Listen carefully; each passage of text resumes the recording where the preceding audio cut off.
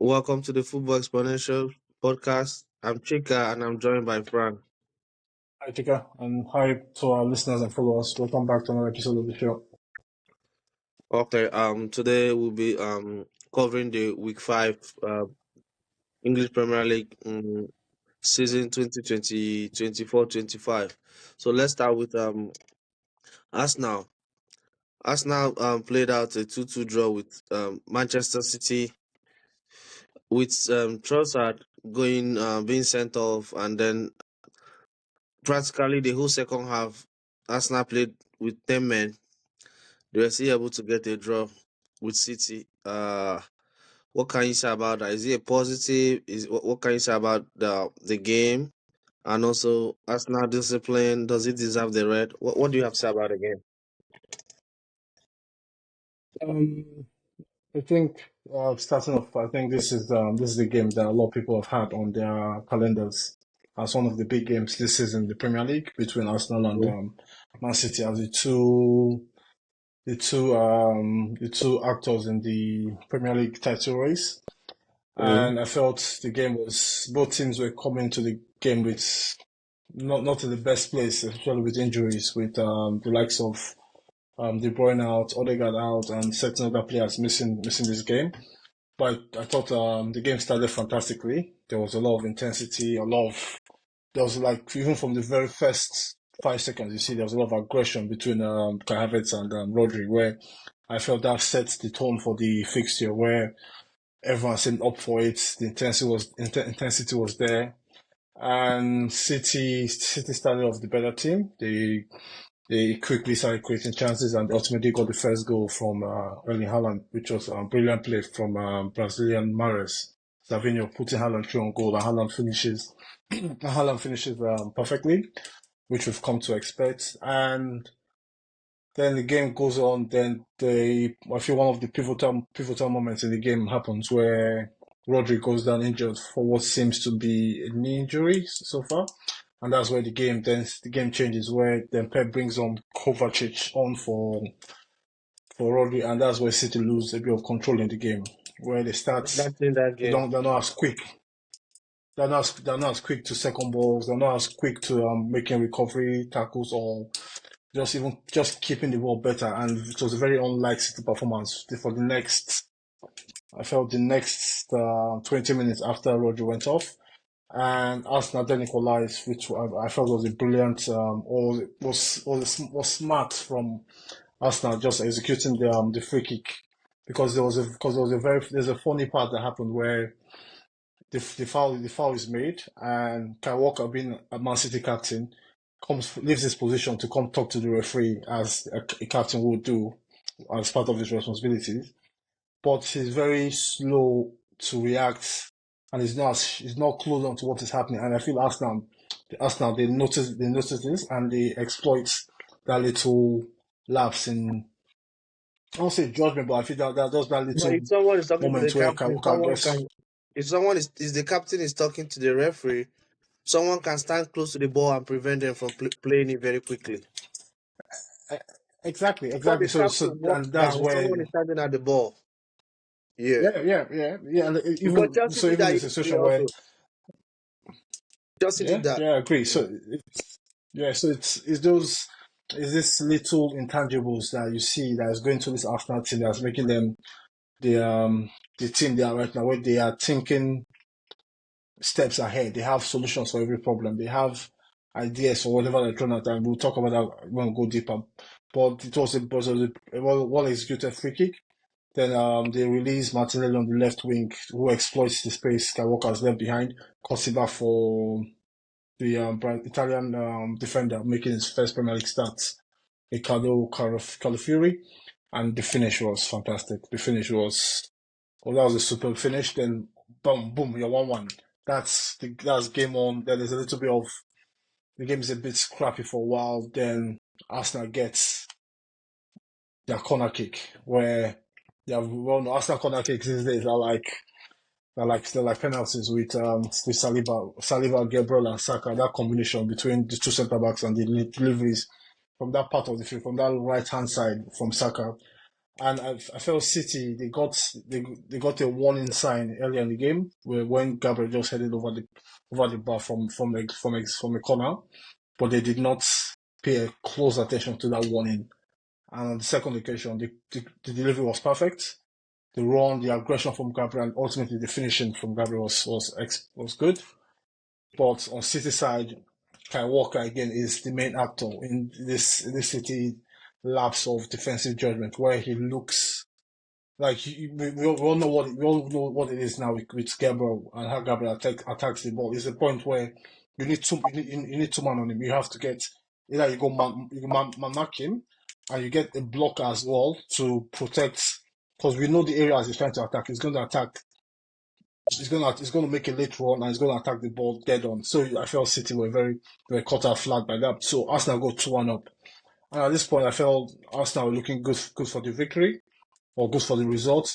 They looked compact. They were defending in a good shape. They were going direct when they had to, and with the security they had with the two centre backs and the world class keeper and Raya, I felt okay. Maybe Arsenal could do it. Go away to City and get the results. Then the game turns or this red card. And I'll let you come. What's your opinion on the red card? Yeah, if you're watching this game, and please like and subscribe and then share if you like what we're doing. But I don't have any problem with the red card. I don't. I'm not. I'm not. I don't like when referees make decisions and people keep whining. You can whine about consistency, yes, but I always tell people don't give the referee the chance to take that decision.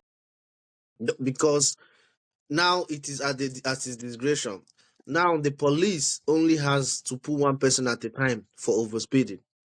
The police cannot pull me over and I say the other guy is speeding more than me. He can't put two people at the same time. It has to be one person. So Arsenal has had 17 sending off Okay. since Arteta came in. There's a reason why they keep doing it.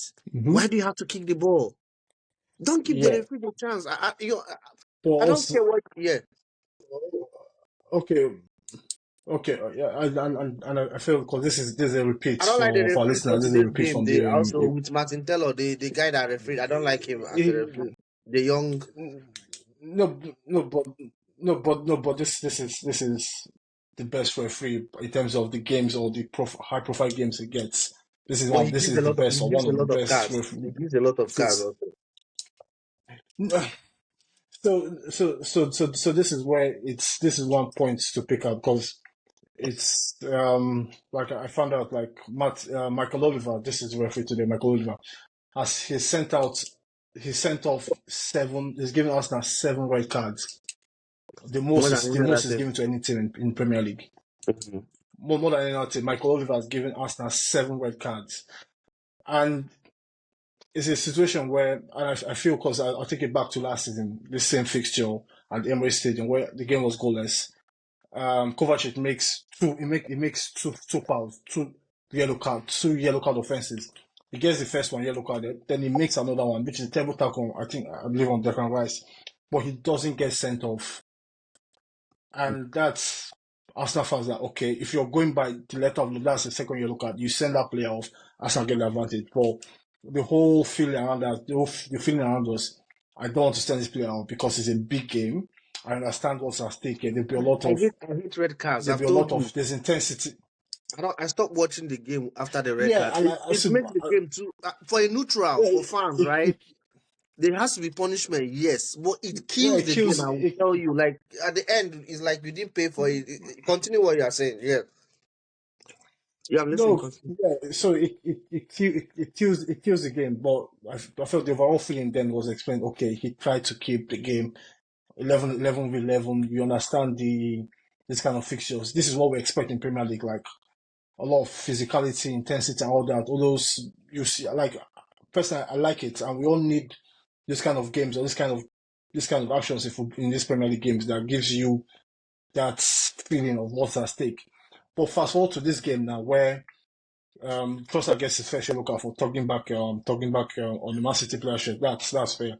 But this second yellow card, I understand this whole and it goes back to the original problem. Like who's in this building at the end of the season that says, you know what, we need to stop going this season. We need to stop players, or we need to start giving players cards. for kicking the ball away, trying to time waste. When ultimately, whatever time they're wasting, you add it at the end of the game or you add it at the end of the half. And it comes to a point like I feel the punishment is not worth the crime on both sides in terms of the referees refereeing this game and the players as well. Because, but with the players, I understand where it's not like it's like asking Formula One drivers to stop from going 200 miles per hour to stop dead in 2 seconds or in 3 seconds. It's you need that gradual because there's a lot going on this. I don't. I feel it doesn't really But capture when I keep the human side of the game. when I complain about this, you guys say that every time I keep comparing American sports with European, like I keep bringing America. One of the reasons why I don't like football that much is that they kill that interaction. That's if you watch NBA, yes, the NBA these days is much more less physical than it was when the likes of the Detroit Bad Boys, the Detroit Pistons Bad Boys, Isaiah Thomas and them guys played back in the 90s. But at the same time, players are able to express themselves. This consistently giving players a look out for kicking the ball, kicking, like to me, is like you understand what I'm saying. I want to see some And intensity yeah, in the game, yeah. and also it's not just for like this offense or kicking the ball. Because so far this season, it's only Arsenal that have been punished for this exact offense. I don't know if it's a situation where it's only Arsenal that are making No, no, these fouls or these you know why offenses where I they're won't getting go for punished that. twice. You know why I won't go for that. If you have 17 red cards and you are the person that, to me, I look at your record. It's like somebody who has had a bad record complaining. I understand. First of all, clean up your record, then you can complain. There's a reason. Don't get me wrong. I understand it keeps happening to them. But I'm also saying, if you've had Declan Rice sent off, you had Declan Rice sent off the other time. You had was it Kai Havertz for kicking the ball again. I don't know if it was a sending off or a yellow card. You guys are doing something. I heard today that Teta admitted when he was starting his career, he had to get his emotions in check. So the point I'm trying to say is that the coach is emotional. When Trossard gets sent off, he puts the shirt. I'm suspecting that you need an old guy to say, listen, whatever we've been doing, we need to stop. Because in the next 10 years, nobody's going to ask you who No, got sent off. They're going to ask you who won the title. So you can whine, you can cry, yeah, exactly. you can complain. Yeah, I'm listening. So to me, I But don't want to buy I, that. Yeah, it's not right, but but I he gave the just referee a reason to send him off. yeah, okay, yeah, and that's the part where I always feel with these situations where if you don't want to get sent off, don't make fouls, don't make silly fouls, don't do silly things, don't kick the ball away, don't pull player shirts, handball, deliberate handballs, all these situations. But sometimes the game is just that game is also that frantic, high paced, where emotions are also running high. Where you if at this point in time, Trossard feels he's a bit hard done by with the foul given against him. Then he just reacts, and I feel at And that that's his point first that's yellow where card. That's his first I red would card. want And my referees. I think that's his first Premier League red card. I think he's never been sent off in the Premier Yeah, League. probably. I was surprised when I said he's good. No, he hasn't been. He hasn't been 100 and Okay, something games. He hasn't been I'll, sent off. yeah, because he's not that type of player. But I would want regardless of the fixture, if be it Nottingham Forest, Brighton, I want the referee to just have a bit of control over the game, and that's the key word in this, where you have to have that control. You have to understand, okay, this is what the rules are, but this is a game. This is a title deciding game against the two biggest teams in England right now. If you don't send Trossard off there, nobody will pull you up on Monday in the office and ask you. You should have sent him off. That's a bookable offense. You should have sent him off. All those, and also the punishment doesn't fit the crime. And end up spoiling the spectacle where these two teams are going at it. And I felt that would have been a fantastic game, seeing 11 players on the pitch And and I seeing think how it's possible Arsenal City would could have have. won that game. City might have won that game if he wasn't sent Yeah, off. It's possible. yeah, no, yeah, but you know, you never know. But see, even Arsenal could have won that game, scoring more goals because at that point they were in the ascendancy, they had the control of the game, they had the momentum, and we saw how City reacted in the second half, where they have few players who came off the bench that could change the game for them, where when it got tough. But let's talk about the second half and how did you see Arsenal second half and how they set up in the Uh, second half? My only takeaway is I'm not dividing the game in first and second half. For the first time, I saw a team that dominated City. Right, the bookies, I don't know what they are doing. If I'm betting on any game, it has to be on any Manchester City Arsenal. It has to be 50-50. I'll even give Arsenal the edge. Because what I saw was if Arsenal were the first to go ahead, then I would have said, oh, they got it cheap.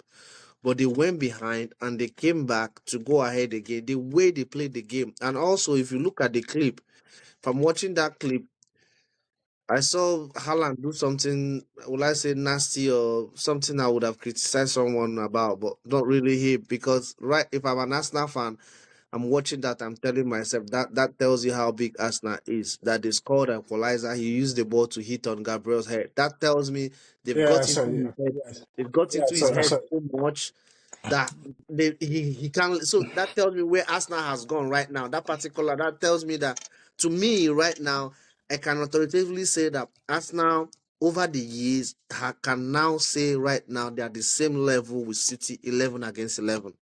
Not league wise. League is different. Yeah, The yeah, problem Arsenal now has, because yeah. they didn't play defense in this game. They attacked City, and if you watch they attacked City, and yet, and that's why I feel Guardiola messed up in this game. This is the reason why I feel that he messed up, because in the first half I kept asking myself, what is Guardiola doing on the field? He wasn't playing defense. He moved to attack. Yet they were not passing the ball to him. They kept Yeah, on passing within themselves, but they didn't really give him the ball. You understand what I'm saying? yeah, Arsenal's but two man, yeah, yeah. I saw it. but they were wasting it. Yeah, That's I if saw you it want to because he play was three in man this and defense, was a play three man defense, play three man defense. No need for the other guy, because if you watch Chelsea yesterday, Kukurea was in midfield. He wasn't even in. He was in midfield. Guardiola was in midfield, but he wasn't in the game, like feeling the ball. It was in the second half that he started having opportunities. In the first half, he was just on the field. Now you have Arsenal two central midfielders, Declan Rice and Partey. Despite being two, they completely still dominated that midfield. And I think it's because Arsenal pushed so high. They were playing so high that they narrowed the field for City. And that was where they considered the second goal, because when they played the ball and then this guy couldn't, Haaland took advantage of that chance. But I'm saying whatever tactics, whoever wrote the notes, whatever Arsenal came with for this game was 100% spot on. I'm not going to think about the red card, who was yeah. sent off. I'm taking positives for this game. I'm now thinking at my, because I was expecting him to play defense, but I looked at him. He said, "No, I'm not playing no defense. I'm attacking them." And also, if you look at this game, I'm thinking, because I've been thinking in my head, if Arsenal are this good towards City or to City, why is it that they keep falling short? I'm thinking they need a prolific striker. If it is $1 million, whatever, they need someone. Yeah, I'm listening. But it's yeah, I know. But in terms of the overall picture on why Arsenal are coming short, it's some because, like you said, the Premier League is not a sprint; it's a marathon. So different, the way the league and the forms of teams evolves into different shapes, where injuries play a big factor in big factor in this the overall outcome. The injuries, form of players. But I felt one thing about Arsenal, what Arteta has made his Arsenal team to be, is made them solid, it's made them compact, it's made them a team that you can see that Man, has these guys gotten have the under best. Man These guys City have as a the. club, They have even the Pep best Guardiola. defense I've Yeah, seen. it's They it's have the best defense I've seen in the Premier League for a it's long while. well, Yeah, I'm listening. yeah, but it's they got to a point where there are a point now where like there are points where teams respect them now. Even Man City respect them. Pep, you see Bernardo Silva, even El Haaland, they all sometimes they all respect. They have that's right. That rivalry is growing. It's becoming very contentious between Pep and Arsenal and the players as well. And it's like it's something I always like when two teams are going for a title or going for cups or whatever. There's this. I want them to be not nasty, but not in a bad way. I want them to be aggressive to each other with each other. I want them to go out there like we saw with us with Fergus United and Arsene Wenger's Arsenal team. They never liked each other. They hated each other. Roy Keane, Vieira, Van Nistelrooy. Martin Keown, all those aspects. I want to see that back in this fixture again because I feel that makes as much spice in Premier League. But I feel in the second half, I felt the second half was brilliant from Arsenal.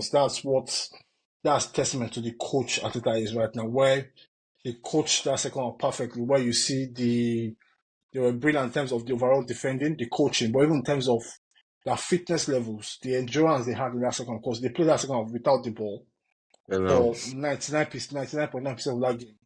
So the endurance, the focus, the awareness of to defend that well against a team like Man City, who, because Man City they always do this thing where they move the ball from side to side, they they deceive you or they just trick you into this feeling of safety. Okay, no, it's easy, it's comfortable. Then there's a quick pass, boom, they're in, and that's what I feel. That's what happened with the second goal. The late goal that came on late on from John Stones, where Arsenal felt they were a bit safe. The clock was ticking on. Okay, we've done it, and switch, boom. They take a quick corner, they catch you off guard, and the ball goes in. They equalize the game. But I felt from City, it reminded me of the same game where they had in the Champions League against Inter Milan this past week, where in the second half, Inter Milan they stopped attacking. That, you know what, we'll take a draw. We'll defend this goalless draw. We'll take it. And City had no solution to that. When you're defending Another thing, 5-3 and see that. if I'm City also, one of the things that is going to make me worry is when teams play defense against them, they have the opportunity of shooting on They don't sight. really have They that. don't shoot. Even when they shoot, it's all high. They were not shooting well. Kovacic was carrying it up. No, but that's exactly the point. Like you're saying, like it's if I'm Aston and if I see Kovacic shooting, if I see Kyle Walker shooting, Diaz shooting, I know if Diaz beats Raya from 20-30 yards, then fair play, that's fantastic. But I'll take confidence if I see Kyle Walker, Diaz, Yeah, but they don't have enough. Guardiola had some, he had a couple good shots. They don't have enough shooters in that team, and it's a problem. But Because if you watch Manchester United all conquering side, even when Cristiano Ronaldo was out, Rooney could shoot, Scholes should shoot. They had so many people. Even Antonio Valencia could shoot in that team. You look at Chelsea side, he had Didier Drogba, he had okay, Lampard, he had Essien. So sometimes when people play defense that way, you look at Inter Milan's Jose Mourinho side, he had Cambiaso, had lots of shooters. He had Schneider. So many times Arsenal were daring City in this game in the second half when they were man down. You have to shoot from a distance, and City were not getting it. Kevin De Bruyne can shoot in that team consistently, but apart from him, nobody. Because when they know that you can yeah, shoot, then they have to close you down early, and in doing that, it opens up space. But when yeah. they know that you want to pass the ball to the net, so I'm just looking at this game. If any other coach watches this clip, they will try to play defense against it, and it seems like because two times in 1 week, we've seen it work out very, very perfectly well. But it's also important to add like this Inter Milan and Arsenal probably two of the best coach teams in European football. So and it's not just the coaching, it's the quality they have, where they have people like Barella, they can rise in midfield, they have Bastoni and Acerbi in defense, Saliba. So it's also the quality. But I just feel in terms of City going forward, where we don't know how long Kevin De Bruyne is going to be out for and Rodri. But if those two players are out, it changes the whole dynamic of the league and it throws into question City's depth in the squad and the players coming to fill those roles. Because you end up in a situation where I won't be surprised if John Stones becomes the defensive midfielder What's wrong alongside with him? Rico Is Lewis. John, And speaking of John Stones? who, John Stones. I've not been seeing him lately. he's not injured. It's this Pep has been doing this weird. I won't call it weird, but it's been this I think it's a systematic rotation of certain players where it doesn't overburden certain players. Like to get to a point where we see Stones will have like a run of 5 games playing. Akanji will be on the bench for a while, or Ake might come in. So he City is always the only rotates to keep the players fresh. City is the only team in the Premier League that they start a season, they end the season way better than they started it, and I think it's because it keeps them fresh. Because when other teams are struggling, they are Yeah, tired. it keeps. It's They are not very, the. very. It's you see, that and that's when they start hitting that role where they go. 10, 14 games unbeaten. That's because he's a manager that he's figured out how to plan or chart the course of the season where he knows, okay, you know what, these players will get certain games here, then at the back end these players will get more games, and it balances the squad in terms of minutes. And on the opposite side, in terms of Arsenal are more on the other scale where certain players play a lot of games and the French players don't play enough games to be in good form. So when you don't play games to get good form, you can't really be counted on when things get tough towards the latter part of the season. So it's a very tough one for us. But it'll be interesting to see how the table shapes up in the next few weeks. But for Yeah, us, I feel with what's happened, I feel that 2-2 draw away at Man City is perfect for them. yeah. It For me, obviously could have been better if that work out, but I'll take confidence with that. I can't end this session by saying something to Arsenal fans, right? And this is it. Yeah, put me on record. Um, if you are Arsenal fan and you watch this game, and someone else tells you that Mikel Arteta's decision to buy Raya was wrong, show them the clip of this game against Manchester City, because Raya, I never knew he was this good. Raya, to me, having watched this, with the way, right, I knew Ederson was very good playing out from the back with long balls, right? But today, Raya matching with long balls also, pinpoint long balls. He's not playing out from the back. From Raya today, to me, It's not so. demonstrated. He's almost on the same level with Emiliano Martinez, because to me, Martinez is the best goalkeeper in the Premier League, and I've seen it. Martinez has been doing it consistently every week. But Raya, to me, if he continues this way, he will be on par with Martinez. I'm so impressed with their scouting department, because I used to think they made a mistake to have dropped Ramsdale from Leno to Ramsdale to Martinez. But in Raya, they've made a very good choice. They are in good hands. Okay. Okay. Yeah. Okay. Let's move to the Okay. next one. Yeah. United Yeah. played out a goalless draw with Brentford. What can you say about the game? Um, I feel our our dear listeners will know by now how I feel about the United coach Eric Ten Hag. So, but on this occasion, this is one of those few times where I don't have a lot to say about Ten Hag's decision making. And I felt yes, the performance on Saturday against Palace might be one of United's best performances in the last one of their best performances in the last 18 months as a whole, where you see what a team is trying to do in terms of the pressing, the control, the rotations in midfield, the passing options, the players taking the ball from the back with confidence, delaying the pass to invite the pressure on, baiting the press, passing the ball through the lines, creating chances for. I haven't seen United create this much chances in one half this confident or this wall create. Sorry, I haven't seen that they create this more chances in the first half of the game in a long time, in a very long time. I'm talking about back to the days of Pogba, Zlatan Ibrahimovic, and Co. But ultimately, with United so far, with Tenagis, they don't score a lot of goals. And this is a fixture where if it's a team like Liverpool playing this good against Crystal Palace as well. Well, for the first half, Crystal Palace were terrible that first half. You make that game, you go away from home, you score 2-3, you win that game 4-0 or 3-0.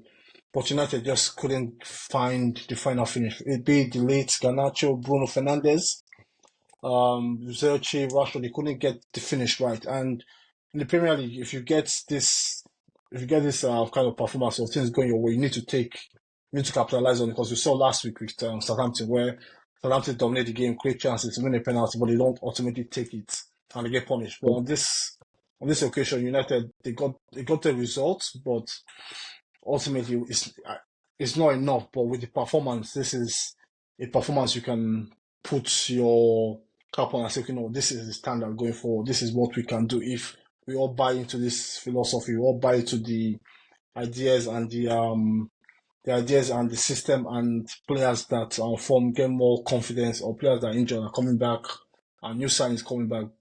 But for United, I feel it was a good performance. On another day, they win that game, but I feel it's a step in the right direction for United. But I also have some complaints about the game in regards to Erik Ten Hag, and I'll let you comment. Then I'll go on that.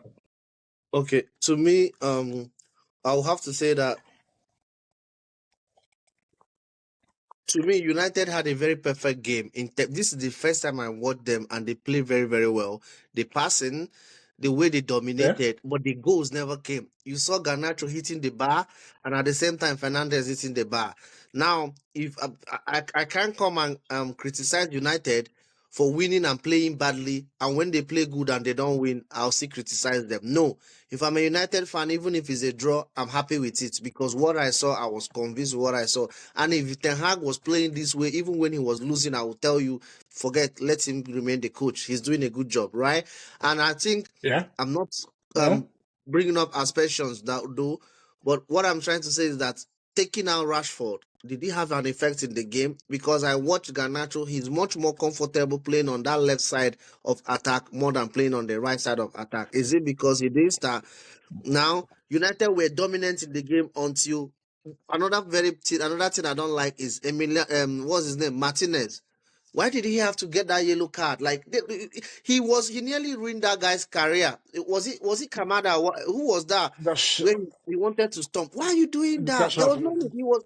That's a red card to that's me. that should have that should Like have been red card. That should have been he red was card. lucky that And he's on the again, field, and it tells it me goes back why to is he doing that? Like why are you doing that? Those nasty, nasty little no, things player. Yeah, a it goes professional player for God's sake. Yeah.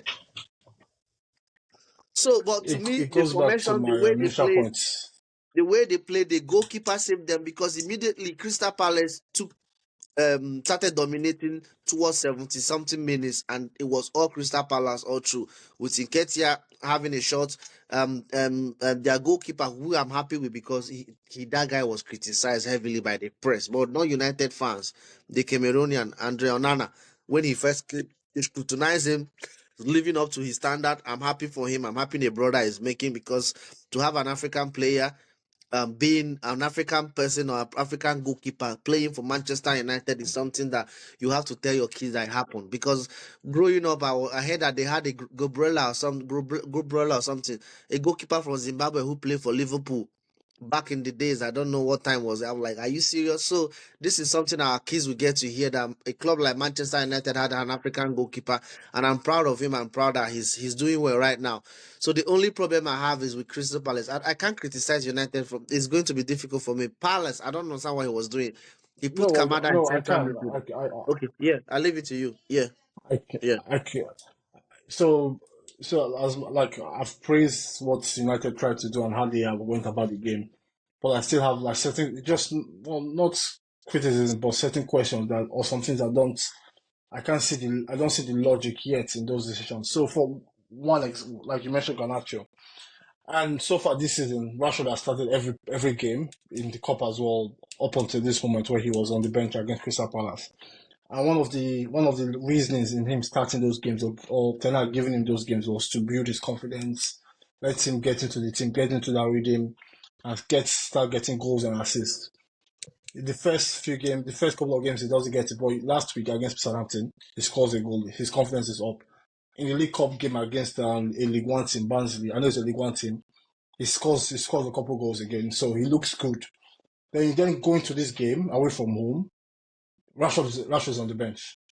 So if you're trying to play him into form, he's on form now, then you bench him. I don't understand that. And then you say, oh, we have Garnacho. Garnacho needs minutes and other.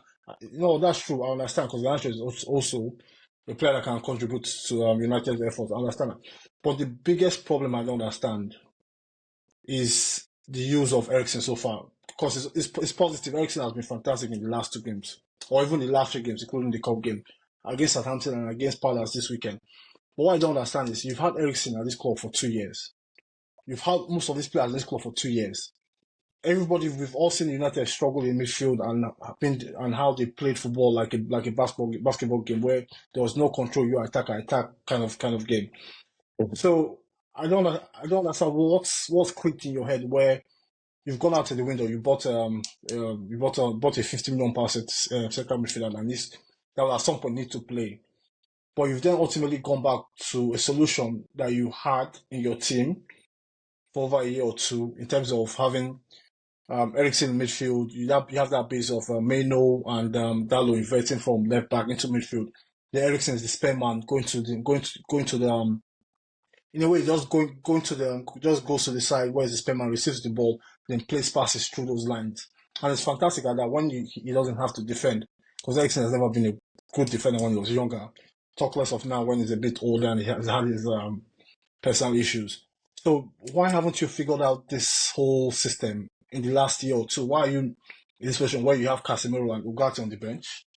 You settled on this system with Eriksen and Co. And how does that impact Ugarte when Ugarte needs to play games? Do you then take out Eriksen for Ugarte, or do you bring Mason Mount is back? Do you bring Mason Mount for Eriksen? Then you have Casemiro and Ugarte on the bench. It's just there's so many moving parts with United where I just don't understand the logic of this decision making. Because if you knew you want this is what you're trying to do, you're trying to get that extra midfielder who's good on the ball, can find passes to just find passes and just play as an extra man in midfield, drift to the channel, left or right, and find those passes. Then you go out in the window, you go find a player that has the same profile to an Eriksen that's good on the ball, knows how to find passes, he takes the game, controls the game. But you don't go out and get an Ugarte who looks on paper or even statistics like a Casemiro replacement. So, because if your plan now is to revitalize or repurpose Eriksen, and that's what it's looking like, okay, Eriksen is now all of a sudden a key part in your team and your system. What happens going forward with the players you have? How do you solve those problems? So it's just a weird one, but I also feel there's one problem United have in this team where a lot of people might not like it, but I feel for where United need to be and for how they need to play as a football team, where you see Arsenal, United, Liverpool in the past, even clubs in Europe, Inter Milan, Real Madrid and co, how they all play football. For Manchester United to get to that level, I feel they can't go there or they can't get there with Bruno Fernandes in this team. I feel he's the one player I feel.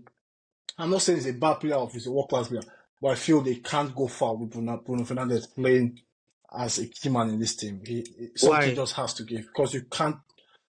Because I felt every is what if I had to rate players on the United team that started that game, I'll give all of them at least something between a 7 and an 8. The Dutch striker, Zexi. Zerchi was fantastic, but but Fernandez was the one that kept giving the ball away. I don't understand how it's like a superpower he has, where in any action or in any at any moment in the game where there's a certain pass or a certain action you have to do, either you pass the ball sideways to keep the possession, or you pass it to the wing, control the game, or you pass it through the lines when there are two players attacking that space. He has a superpower where he does the opposite of what he should be doing at that specific time.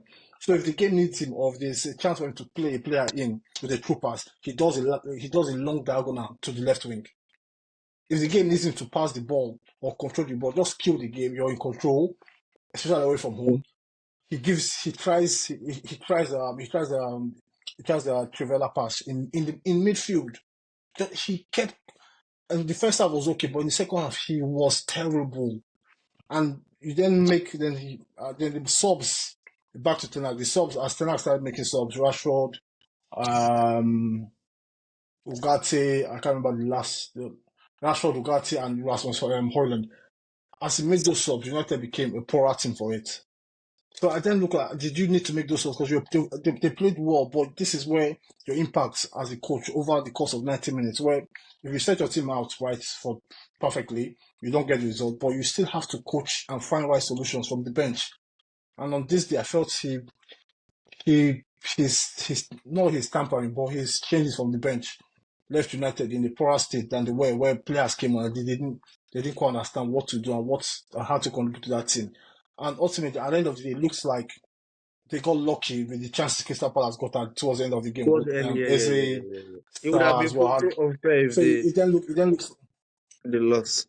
yeah, exactly. No, but see, we can call it unfair, but that I won't say it's unfair, but that's the spirit of the Premier League. If you don't take your number one, if you don't take your chances, you can lose that. You lose that game. So it's something that because they have a game against Tottenham next week. So it's to be interesting to see how that develops. So I'll let you finish your United. Well, the only thing I get you. I'm not. I agree with everything you said to some extent. No, with everything. The only place I differ a little bit is Fernandez. Like, I can't. The numbers are very, very great. So if I'm going that way, I have to criticize a lot of players. I have to keep the same energy for everybody. But I understand what you are saying. No, But no, back to the reason why I no. can't. I know. I only have a problem No, with his no. So behavior. He can be immature sometimes on the field, but I get it. He loses the ball, but I can't be yeah, praising Foden and all those guys who put up great numbers and then start criticizing him. But I understand what you're saying. I only feel he's not but the main problem, but because if you look at it, he but he, he is their injury room in terms of chances he creates. Like he is. no, I but had a stat okay. on him today where I had hold on. That was now the stats. He had more shots on target without scoring the whole European five across European five leagues. He has had 20 how many 17 shots on target without scoring since the season started. So I get it. Back to Ten Hag. But it's Also, the first time United plays well, it's difficult for me to criticize. Yeah, he could have done better. He could have, but let's wait for the next game. He did. The United played well from the beginning. I'll go with the positives first. It's either I see it more as a cup half full than half empty. But I understand what you're saying. Let's go over. Let's go quickly to the next one. Chelsea. They played out. It was a 3-0 win against West Ham. If you watch the game, you realize that they could have even scored more goals. But at the time, like to me, that game for Chelsea fans is more an indictment on Maresca's ability to manage that, and that is very, very difficult to see. And that is what made Rafa Benitez so good. Even Jose Mourinho, man management is you can set up the team in a right way, but that man management is very difficult to get a coach.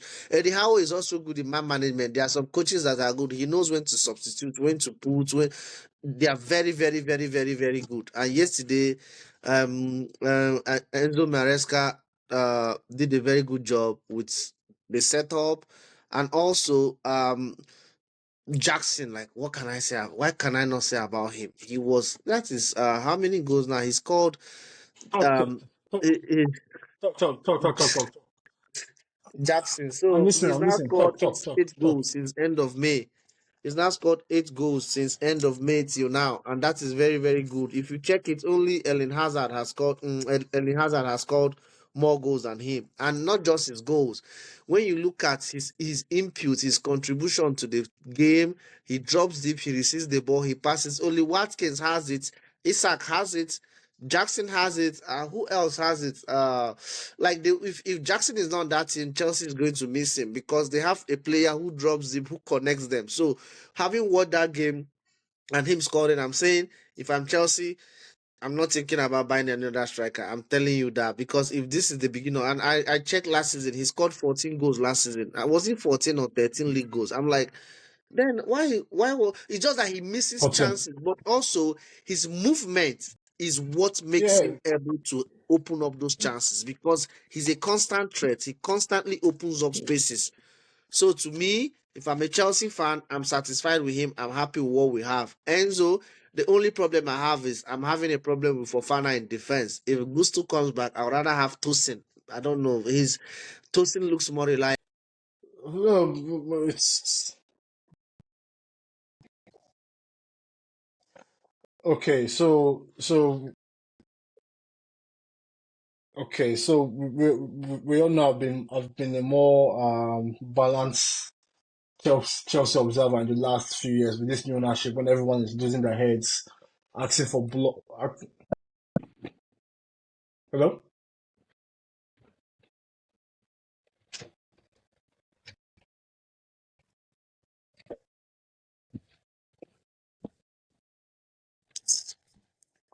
Yeah, I'm here.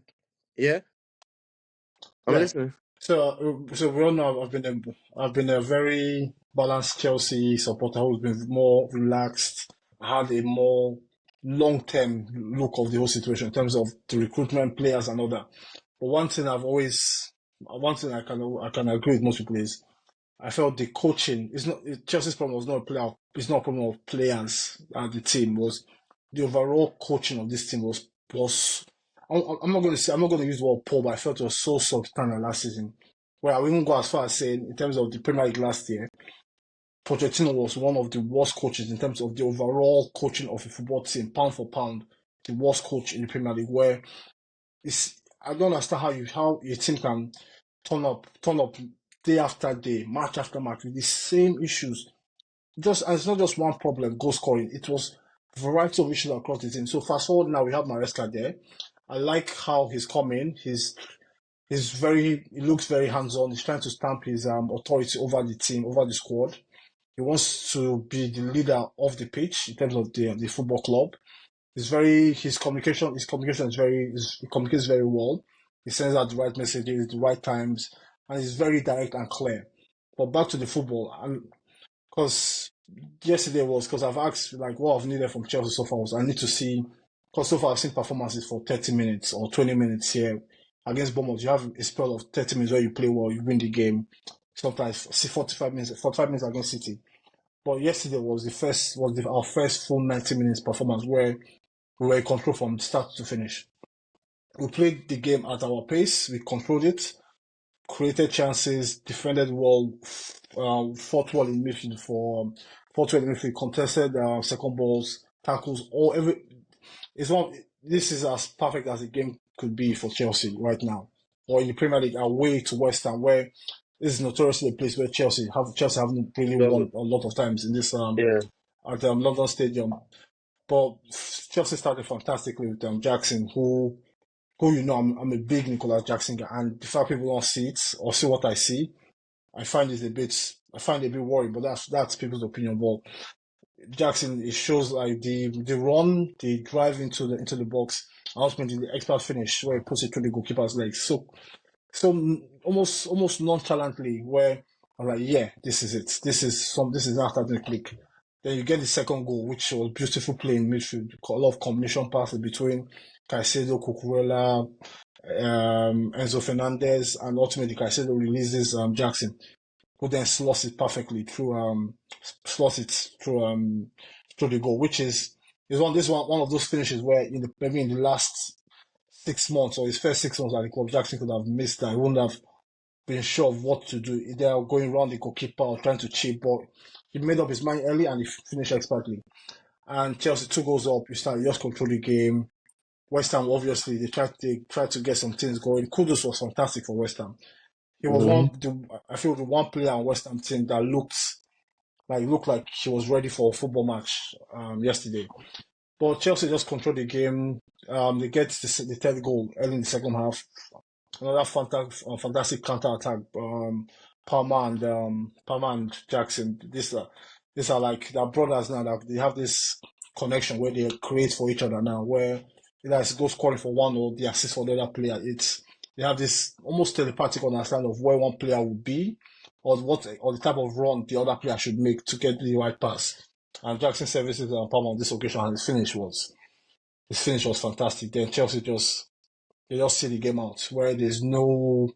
They created more chances. They could have won it by 4 or 5, but they just see the game out. There's no carelessness.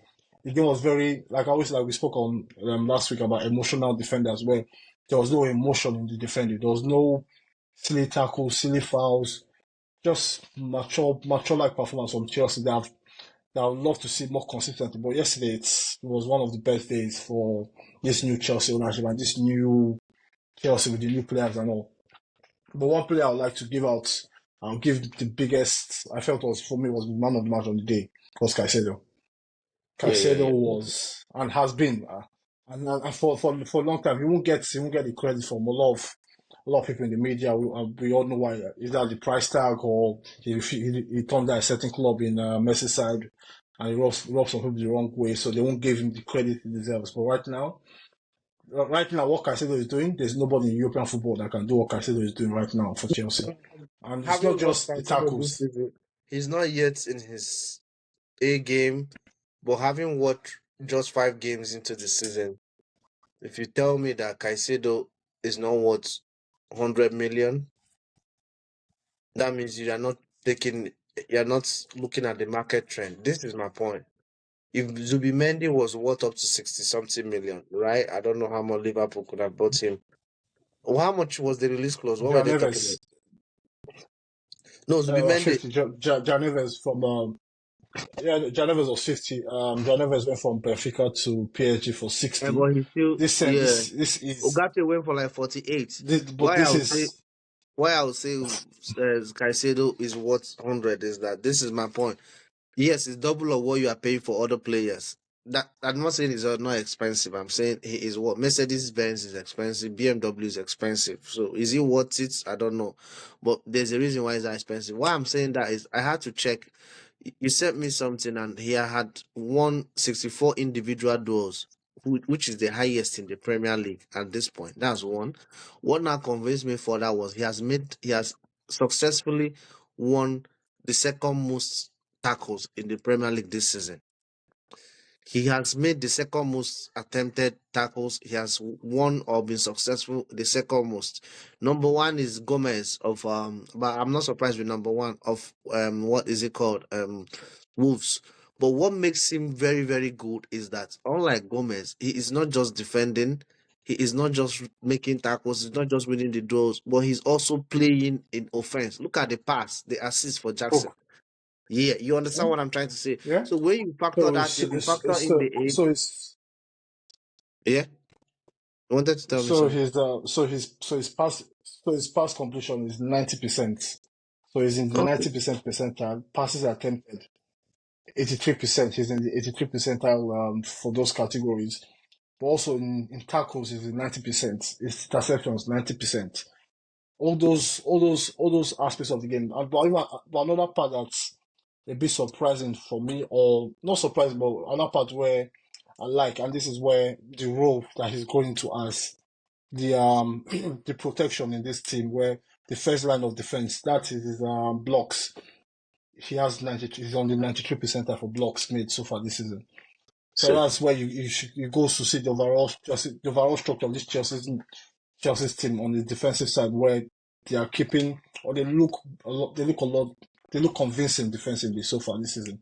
It's not perfect yet. There's still a lot of parts where they can improve on, but overall, I feel there's more confidence going into the team, where we see a player like Tosin coming to the team for his first start as a Chelsea player, and in the league, he was good. was he first No player this time? emotions. Yeah, Oh, start. that Okay, was the not first start for okay, Chelsea. okay, Yeah, start. Yeah, yeah, yeah, yeah, yeah, that was the first start. So you see, with Chelsea, there's a lot to build on, and also Enzo Fernandez, the captain, was back, yeah, and we yeah, also how for those people who always ask, for those who always ask, what does Enzo actually do for Chelsea? I'll point no further to this last two match days, last week against Bournemouth and yesterday against West Ham, on what he brings to the team in terms of how they play the ball. You can't be a ball playing side. You can't be a team that wants possession, playing out of the back without a player that can play the ball. It doesn't make sense. So that's another one. Shout out to Enzo, Caicedo, Jackson, and Levi Colwill. I think that was a solid performance. So Okay, so we're gonna enjoy that for a let's while. move to the next one. Caicedo deserves a shout out also. Not Caicedo, Kukurea also. I didn't know he was this good. Like he's playing like the player that, and thank God he didn't go to Manchester. I was thinking about Yeah, that. sister. He nearly went to United, but just because he played in the League Cup or something like that, he was cup tied and he didn't make it. Thank God he didn't make it. Let's go to the last one. Liverpool, Bournemouth. I watched the game, and then the only thing I have against Liverpool is why do they always start sloppy? Like Bournemouth had a goal disallowed, which is right. Yeah, he was off, Yeah, marginally off. What if that goal yeah. counted? It Like was much what, enough. marginally off, Yeah. and what if that goal? And that's No, the problem I've always. Yeah, that's the whole problem I always have against but I Bournemouth know. because I think they play similar game with Liverpool, but because Liverpool have more quality players to execute the pass or their plan, So that's the problem. If you play similar game with, they were not interested in sitting deep to defend. They were just interested in attacking. And the problem I have with Bournemouth is that their attack is good with their movement. Justin Tevelia or Tavernier, Justin Kluivert, Semenyo, and Evan Nielsen. They're very, very good. I like the way they walk. Then the defense, you have Senesi, Kekes, and the other guy who's their right back again. But the problem I'm having is that there's a lack of communication with the two central, Christie and Cook in the middle, and the defenders. There's a gap or there's a space. But they did well. They just had their heart taken out from them. And Luis Diaz, man, if there's any game I'm thinking that is he about to become the new king of Anfield or the king of Liverpool? It is this game. He has improved from the player he was the last 2 years. He was a handful for Yeah, Bournemouth. yeah, yeah, Yeah, and that's the yeah. positive for me. Trent had 100 goals in goal involvement. That's 81. I think 81 assists and 19 games, which is massive for a defender. That's a good result for Liverpool. They go from there. What do you have to say about the game? Yeah, it's very coming to this game with on the back of a home defeat in your last Premier League outing. Then you go away to you go away to AC Milan Champions League. You have a fantastic performance. You come back, and the last thing you want to do is start the way Liverpool started this game, where they looked a bit Mhm. sloppy. Then they considered the goal out disallowed, and well, they got a bit lucky there. But once that happened, that woke them up. They took control of the game. There's a lot of short passes in the midfield to control the game and find players out on the wings, Diaz and Salah. Nunes was up for it on the day. But I feel ultimately the difference in this game was one player for me, and that was on one player on Bournemouth. And I think you know who I'm talking about. That's the goalkeeper for Bournemouth, Kepa. Liverpool, Bournemouth were in this game, and again, where we talk about people being emotional defenders and emotional goalkeepers, where if you any side, you guys Chelsea, Man City, you're going away to Anfield. The one thing you want is your goalkeeper to be steady when he's called upon, make good saves, commanding, coming off his line, making good decisions. The last thing you want your goalkeeper to do is rush out early, and when you rush out, you don't commit to the rush, you don't commit to that decision. You then backtrack, then you find yourself in no man's land when you can't intercept the ball or clear the ball, and you're off your line. And that then gives Diaz, who calmly finishes, takes that chance, calmly finishes, then you're 1-0 up away at Anfield. That's where the game, for most things, you go down, the game is done. Then they score another, Diaz gets another one, and they doubles the lead. Then before halftime, Darwin Nunes gets a fantastic goal, which a lot of people say a fantastic goal, but Kepa has this unique ability of making most goals he concedes a fantastic goal. I felt on that But, Diaz's goal he should have done better. That it wasn't in the corner, but, it wasn't in the top corner, but it was at a you good know why height I'm where you know why I'm I'm a little do you know why I'm surprised?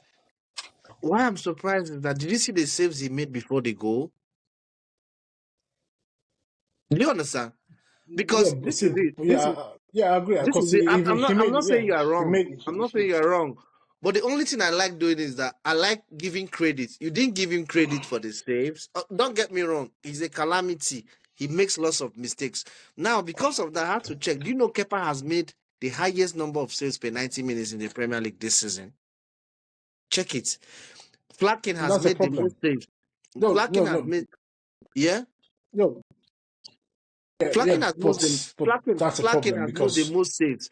Flakin has made the most saves in the Premier League this season.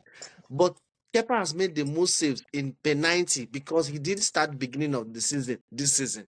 So the yeah, point I'm trying to say is him. that I I cannot think only say he Kepa, missed two what games. was the defense doing when the goals was considered? If you are letting in your keeper to keep making those, I'm not saying it's the best, but if a keeper is being called upon, the number of times keeper is being called upon to save goal, then some of them will have to go in. So it is the job of the defense. That means there's a way the team is being set up. Don't get me wrong. If you look at his history in Chelsea and Manchester United, then it's easy for you to conclude like this. But I'm not doing that. I'm saying at Bournemouth, is the team set up helping him?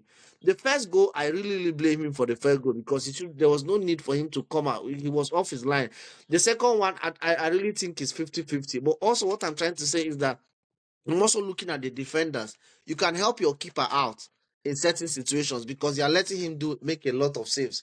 That's the only thing. I get what you're saying. That's the only suggestion or the only thing I'm trying to say about it. No, I get your point. Like I think he made a couple good saves on Diaz in the first half. But like I said, if you go to Anfield, this is expected. Very few goalkeepers go to Anfield and they don't make fantastic saves. It's part that is where you need, like you said, Flecken. Where Flecken went to Anfield, they lost 2-0, but he kept the score down on the day. He kept Bournemouth Brentford in that game for long spells, long parts of it. But in this situation where games are won by the tiniest of margins, the last thing I expect my goalkeeper to do is, especially if you're a side like Bournemouth who press high up the pitch, they have a high line. You know, if you have a high line, you expect at a certain point your goalkeeper will have to come out and sweep his lines and make clearances off his line. But if you have a goalkeeper that's not assured in that sense, sweeping is counterproductive because you can't really play the way you want to play. So you either have to sit deep, and when shots comes, he tries his best to save it. But I feel, to be honest, especially for a team like Bournemouth, that's probably a team that's at the lower end of the table that will face a lot of shots most days. I feel for Bournemouth to have that sense of security this season, I don't think Kepa can be that number one. I don't think he should be that number one because there will be games where he will let the team down. His overall quality would not be good enough because we all say keepers at this end, you have to make saves. We talked about Crystal Palace, Dean Henderson of Crystal Palace. He made fantastic saves. Even on the other side, he made fantastic saves to keep the score down. But that's where you need because it's like it's a security blanket having good goalkeepers that you can count on to make those saves that might look impossible, that might look outstanding, but you have to make them consistently. Not just save one, but make sure your next action, you're comfortable in doing your next action and you execute it to a high level. And also, keeper is not, I just think it's not that goalkeeper. And honestly, I won't be surprised if January comes in, the Bournemouth getting another goalkeeper because it's just not good. I'm sorry to say, I know it sounds very harsh. No, I get your point. It sounds very harsh, but no, I'm just not convinced about this lad. It's just is what it is. But but for Liverpool, that was a fantastic win. You have Diaz back on form. Diaz on form again so far this season, scoring goals. Darwin Núñez starts his first game, gets a goal as well. But one player I'm a bit worried about is Salah hasn't scored since Yeah. the Manchester United game. If I'm his agent, I'm watching him. So that's If I'm his that's 3 agent, games I'm where watching. I'm not. So far, I won't say it's something that's worrying, but that's an interesting part to keep on. But No, he's still contributing, it's so worrying he had though. the This he's guy still to me is contributing. worrying because of his age. He was at a level that is if I'm his agent because he has a contract coming on, I'm worried because if I'm watching him right now, the negotiation with Liverpool, they will have the advantage. He's playmaking, right? And when he's got gold, Yeah, even Salah 70% is better than more than 85% of Premier League footballers, even his 70. But the problem I'm having is you look at his salary, he's on a very huge wage. He's also on 95% salary wage, higher than every other person. So if he's going to negotiate and you're watching this, Liverpool can say, oh, he's no longer the same. We have to take a discount. So all I'm trying to say is that if he wants to remain in Liverpool, I don't see the reason why they have to sell him. He has to reduce his wages, and they haven't had a natural replacement for him. He still has quality 2 years at a very top level. So if I'm him, I'm extending. If I'm Liverpool, I'm making a move for him to extend. But let's see how it goes. For now, okay. that should be. Oh yeah. What do you want to say? Do you Wanted to have say something? any standard moments from the Premier League this No, week? No. I'm done. Oh, I'm done. yeah. Okay. But just before I go, just another shout out to John Duran, another goal off the bench. John Duran, He's good. Aston Villa. Morgan Rogers has been he's one of the players of the season so far for me. Morgan Rogers, He had two Tillemans. assists yesterday, right? Yeah, Yeah, it's yeah. starting his performance as he's getting the numbers, the goals, the assists, and but I felt his overall performance for Aston Villa this season has been Man, fantastic. everybody playing in Aston Villa is just like out of this world. I'm looking at Oh, Tillman. He's looking Tillemans like is looking totally fantastic. different player. I'm Tillemans, looking at Onana. It's even I'm like, damn, these guys it's are good. See Konsa. coaching, I've always liked coaching. Pau Torres though, so I'm not surprised. Yeah, Ezra was good. But I'm looking at Tillman. I've never been a fan. He's looking that like the player he was. I'm looking at Onana. It's looking like Douglas Lewis was never a player for them because of how he seamlessly. I'm looking that the coach is doing marvelous. And that is why yeah, every other yeah. player. And remember, these are people that lost their best player in terms of statistics last season. The guy from Bayer Leverkusen, forgot his name. The strike or the forward from Bayer Leverkusen that they signed that went to Saudi But Arabia, Musa Diaby or something. statistics, no, the best player. Statistics.